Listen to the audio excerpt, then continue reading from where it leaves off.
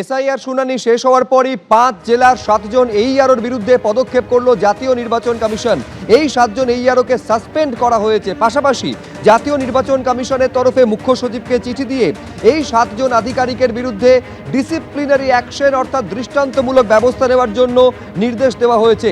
এই 7 জন এইআরওর বিরুদ্ধে একাধিক অভিযোগ সামনে আসে। ভোটার তালিকায় বিশেষ সংশোধন অর্থাৎ এসআইআর এর কাজের সঙ্গে যুক্ত এই 7 জন এইআরও অভিযুক্ত আধিকারিকদের বিরুদ্ধে এসআইআর এর কাজে কর্তব্যে গাফিলতির অভিযোগ রয়েছে। এদের বিরুদ্ধে নথি খতিয়ে না দেখে ক্ষমতার অপব্যবহারের অভিযোগও রয়েছে।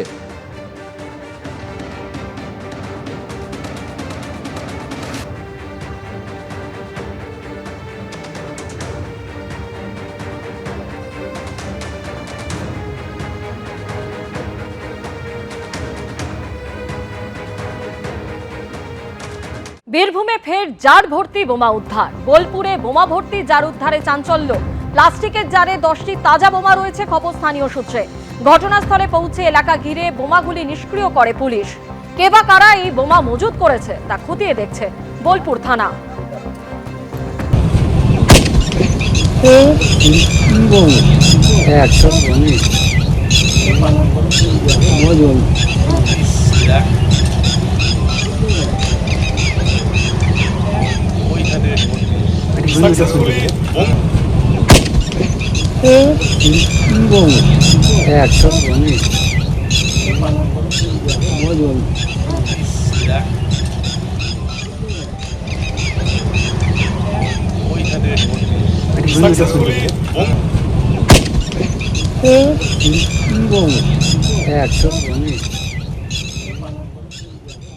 আর এরই পাশাপাশি নজর রাখবো সল্টলেকে 62 দিনে মাদ্রাসা ঐক্য মঞ্চের অনশন আন্দোলন। মাদ্রাসা ঐক্য মঞ্চের আন্দোলন পাশে হুমায়ুন কবির। পাশে থাকার বার্তা দিয়ে অনশন মঞ্চে এলেন হুমায়ুন কবির।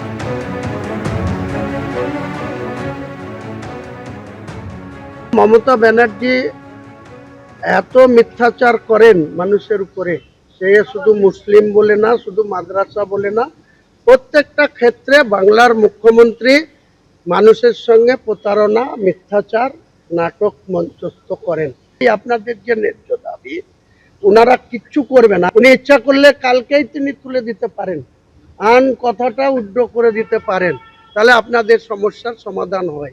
কিন্তু এত একগুঁয়েমি মহিলা, এত জেদি মহিলা, এত অহংকারী মহিলা যে উনি একটাই পোস্ট, বাকি সব ল্যাম্প পোস্ট ভাবে। আর অন্যদিকে সিজিওর কাছে শৈশালী ভবনের সামনে অবস্থানে অঙ্গনওয়াড়ি কর্মীদের সংগঠন। সমকাজে সমবেতন, নিয়মিত বেতন বৃদ্ধি সহ একগুচ্ছ দাবিতে অঙ্গনওয়াড়ি কর্মীদের এই কর্মসূচি। আগামী 3 দিন সকাল 10টা থেকে 7 ঘন্টা ধরে কর্মসূচি পালন করবেন অঙ্গনওয়াড়ি কর্মীরা।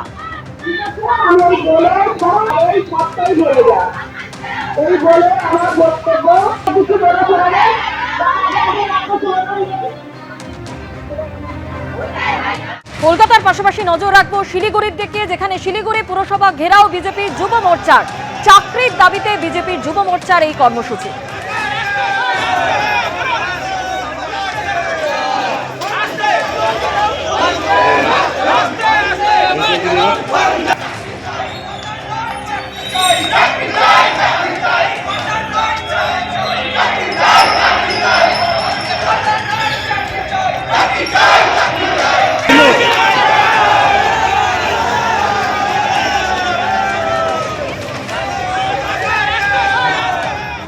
একদিকে যখন বিকাশ ভবনের সামনে এই ছবি, তখন বিধানসভা ভবন অভিযান চলছে অন্যদিকে আপার প্রাইমারি চাকরি প্রার্থীদের।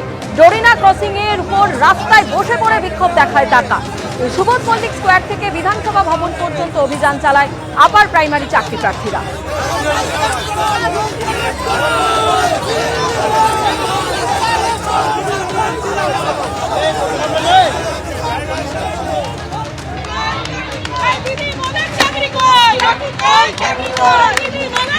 ফের চাকরির দাবিতে পথে চাকরি প্রার্থীরা। এবার আপার প্রাইমারির যারা চাকরি প্রার্থী তারা মিছিল করেছিল সুবোধ মল্লিক স্কোয়ার থেকে। দাবি একটাই যে ভ্যাকেন্সি ছিল সেই ভ্যাকেন্সিতে প্রায় 9,500 চাকরি প্রার্থীর ইন্টারভিউ হয়েছে এবং তাদের নিয়োগের প্রক্রিয়া চলছে।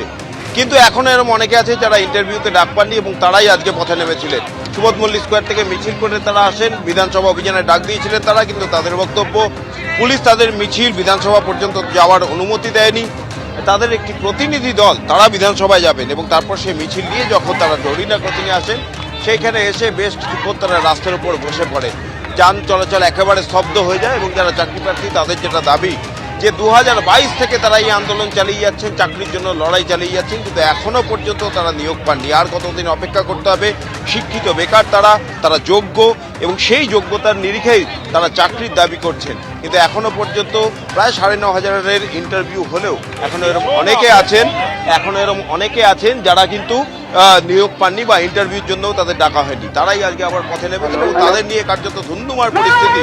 একেবারে ডরিনা ক্রসিংয়ে এসে তারা বসে পড়েছিলেন তাদের মিছিল নিয়ে, বিশাল পুলিশ মোতায়েন করা ছিল আগে থেকে। পুলিশ তাদের এখান থেকে সরিয়ে দেওয়ার চেষ্টা করছে, কিন্তু যারা চাকরি প্রার্থী তাদের দাবি যে তারা এই আন্দোলন চালিয়ে যাবেন। আজকে তাদের একটি প্রতিনিধি দল বিধানসভায় যাবেন অধ্যক্ষের কাছে তাদের যে বক্তব্য সেই বক্তব্যের কথা জানানোর জন্য, এবং তার সেই দাবিতেই আজকে তারা পথে নেমেছেন, নিয়োগের দাবিতে, চাকরির দাবিতে।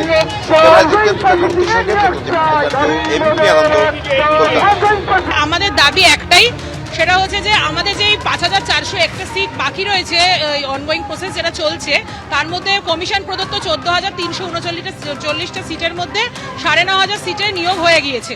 এখন 5,401টা সিট বাকি আছে। আমরা শহীদ মাতঙ্গিনী হাজরার মূর্তির পদতলে প্রায় 200 থেকে 250 জন ক্যান্ডিডেট রয়েছি। আমরা চাই আমরা প্রত্যেকে যোগ্য, আমরা প্রত্যেকে টেট পাস ট্রেন, তাই আমাদেরকে এই অনগোয়িং প্রসেসের মধ্যে ইনক্লুড করুক এবং আমাদের ইন্টারভিউ নিয়ে আমাদের চকডাস্টার হাতে দিয়ে স্কুলে যাওয়ার সুযোগ করে দিন।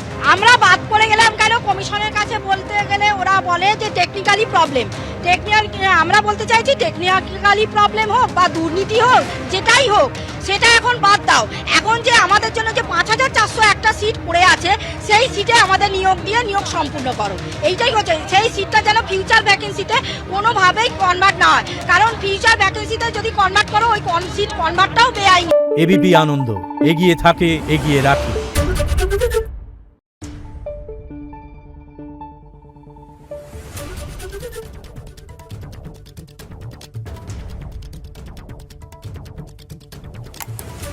Thank you.